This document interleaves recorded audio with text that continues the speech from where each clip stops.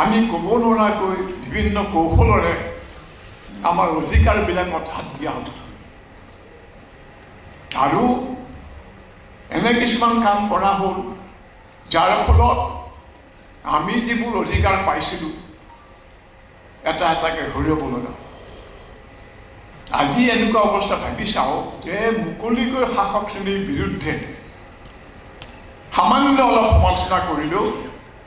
তেওঁলোক দাং খাই উঠে আমাৰ ওপৰত বিপদ নামি আহে আৰু নানা ধৰণৰ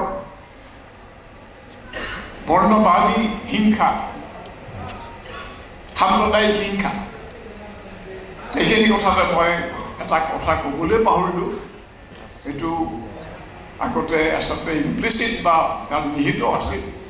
যে লিবাৰ্টিৰ লগতে ইকুৱেলিটি মানুহৰ সাম্য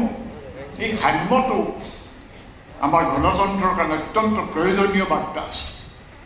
হিন্দু মুছলমান উচ্চ নিচ কোনো ব্যৱধান নাথাকে তেওঁলোকৰ মাজত ধৰ্মীয় অন্যান্য আচাৰ সেইবোৰ পাৰ্থক্য থাকিব সেইবোৰ পালন কৰা তেওঁলোকৰ স্বাধীনতা থাকিব কিন্তু তেওঁলোক আইনৰ চকুত সমান যিবিলাক আমাৰ দাৰিদ্ৰ দূৰ কৰাৰ যিবোৰ নীতি আছে সেইবোৰ সন্নিৱিষ্ট সংবিধানত ৪৮ নম্বৰ অধ্যায়ত ৪৮ বোধ হয় directive principles of state policy কেনেকৈ ৰাষ্ট্ৰই কাম কৰিব তাৰো নিৰ্দেশ দিয়া আছে কেনেকৈ বৈষম্য হ্ৰাস কৰিব অৰ্থনৈতিক বৈষম্য কেনেকৈ মানুহৰ শিক্ষা চিকিৎসাৰ ব্যৱস্থা কৰিব এই সকলো কথাৰে নীতি তাত সন্নিৱিষ্ট হৈছে এইটো মই ভাবোঁ যে অন্যান্য কোনো দেশত নাই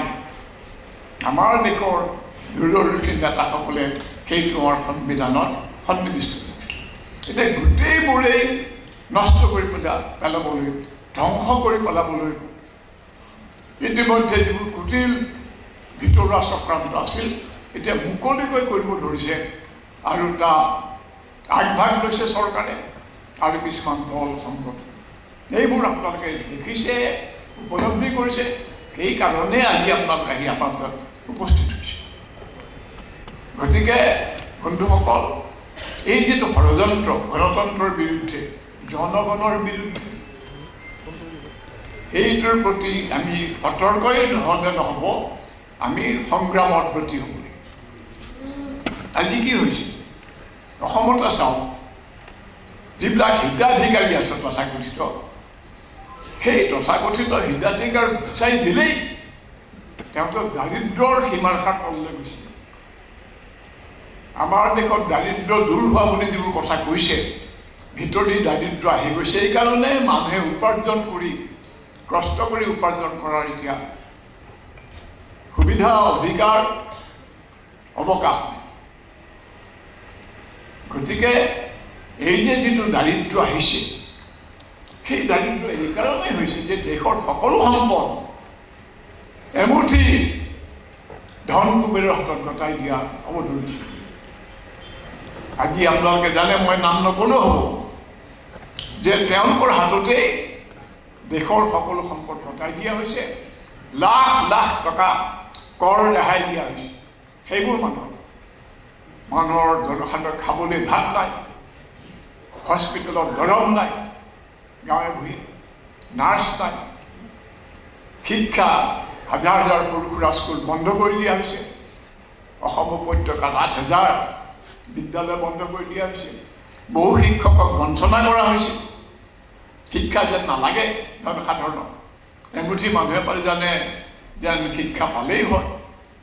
এই ধৰণে জনসাধাৰণক আমাৰ দেশৰ সম্পদৰ পৰা বঞ্চিত কৰা হৈছে যাতে তেওঁলোক মানুহৰ পৰা অমানুহৰ শাৰীলৈ গুচি যায় আৰু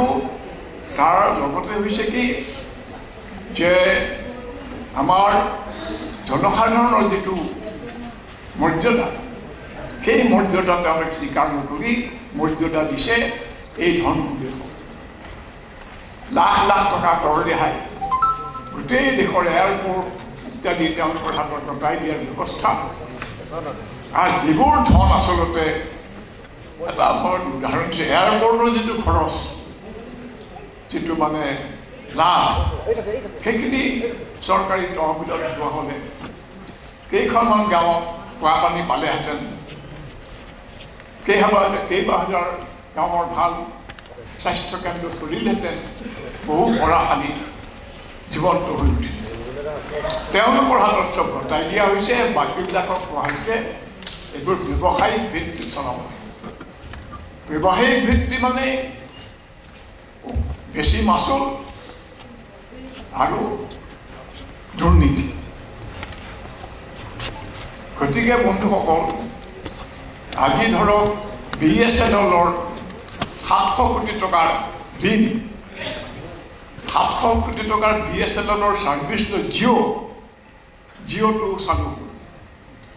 জিঅ'ই আৰম্ভ কৰিবৰ কাৰণে 700 কোটি টকাৰ ছাৰ্ভিচ লৈছিলে, সেৱা লৈছিলে BSNL। সেই টকা আজিও ঘূৰাই দিয়া হোৱা নাই।